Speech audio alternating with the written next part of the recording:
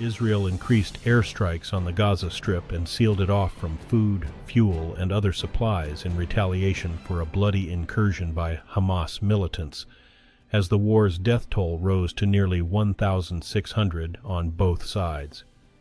Hamas also escalated on Monday, pledging to kill captured Israelis if attacks targeted civilians without warnings.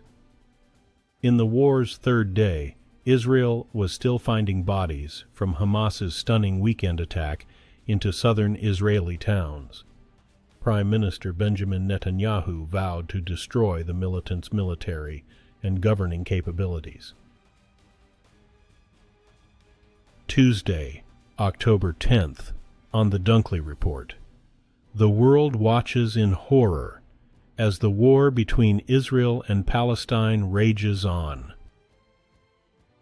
Most Israelis thought it was an ironclad social contract. Citizens would serve in the military and live along enemy borders. In exchange, the army would defend them. That contract was shattered Saturday, when hundreds of Hamas militants breached Israel's defenses from the Gaza Strip, pouring in by air, land, and sea on a rampage that would leave hundreds dead. The infiltration caught Israel's storied high-tech army unaware and stunned a country that prides itself on military prowess. Further shocking Israelis was how long it took the military to respond. As thousands in southern Israel found themselves besieged, their cries for help went unanswered for hours.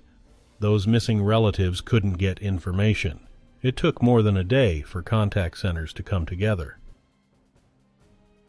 Israel's intelligence agencies have gained an aura of invincibility over the decades because of a string of intelligence achievements against its enemies, both near and far. But after Hamas militants streamed into Israel and killed hundreds in an unprecedented attack, catching Israel off guard on a major Jewish holiday, that reputation has been cast into doubt. The attack has raised questions about the country's readiness in the face of a weaker but determined foe. The apparent lack of prior knowledge of Hamas's plot will likely be seen as a prime culprit in the chain of events that led to the deadliest attack against Israelis in decades.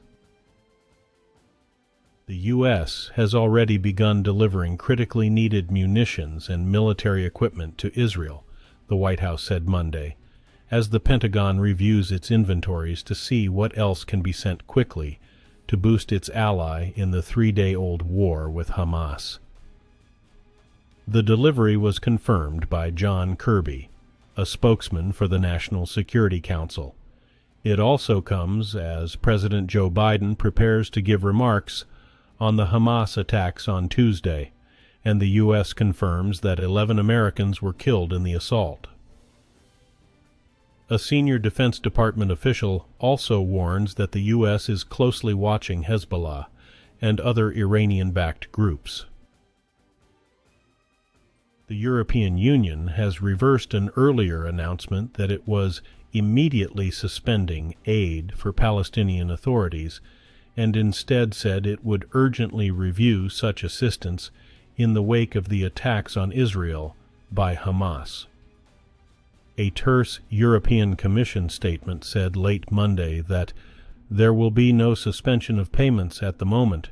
It came 5 hours after EU Commissioner Oliver Varhelyi had said that all payments from the Development Program for Palestinians be immediately suspended, all projects put under review, all new budget proposals postponed until further notice. No immediate explanation for the reversal was given.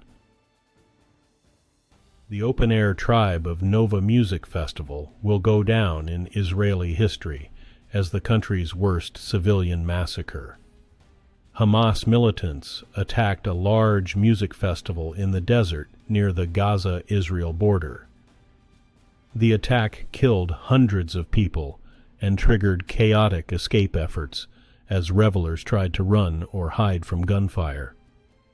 Dozens of militants blew through Israel's heavily fortified separation fence and crossed into the country from Gaza. They opened fire on young Israelis who had come together for a joyous night of electronic music. The staggering toll of the festival was becoming clear as Israel's rescue service, Zaka, said paramedics had recovered at least 260 bodies. Hamas has ruled the Gaza Strip since 2007. Hamas militants launched an attack inside Israel over the weekend, killing hundreds and taking others hostage.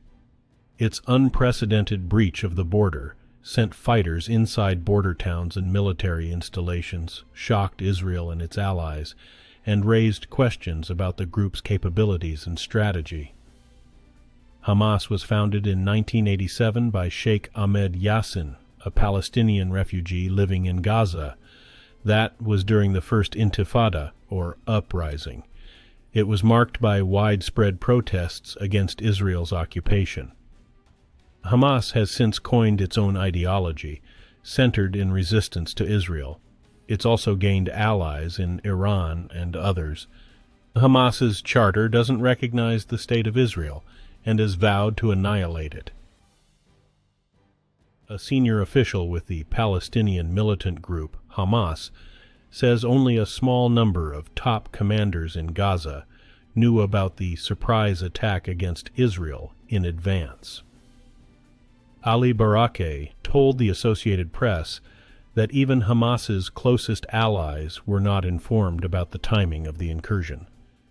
He denies reports that Iran and Lebanon's Hezbollah helped plan the assault, but said they would join the battle if Gaza faces a war of annihilation.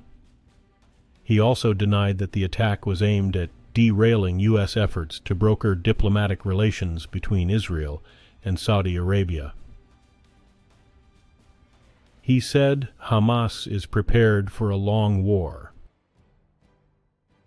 The head of the UN peacekeeping mission in ethnically split Cyprus says Greek Cypriots and Turkish Cypriots have reached an understanding over a contentious road inside a UN-controlled buffer zone whose construction had stirred up tensions not seen in years. UN envoy Colin Stewart said a few modalities were still being discussed, but that the framework of the deal would take effect. Monday, the deal foresees construction of the road, but Turkish military guard posts will be removed from the area and UN jurisdiction will be affirmed. The deal is seen as a minor breakthrough in overall efforts to get the ball rolling again on talks aimed at ending the island's nearly half-century division. Israeli warplanes have hammered neighborhoods in the Gaza Strip, reducing buildings to rubble and sending people scrambling to find safety. Humanitarian groups are pleading for the creation of corridors that would allow them to deliver aid, saying hospitals are overwhelmed with wounded people and running out of supplies. The Israeli military said Tuesday that it had regained effective control over its south and the border with the Gaza Strip 4 days after the unprecedented attack by Hamas. U.S. President Joe Biden once again on Tuesday condemned the attack, calling it pure, unadulterated evil. In Israel and beyond, the families of more than 150 people kidnapped by Hamas and other militant groups fear for the lives of their loved ones. Today's news was reported by the Associated Press. This has been the World News for Tuesday, October 10th, 2023. Thanks again for joining us at The Dunkley Report.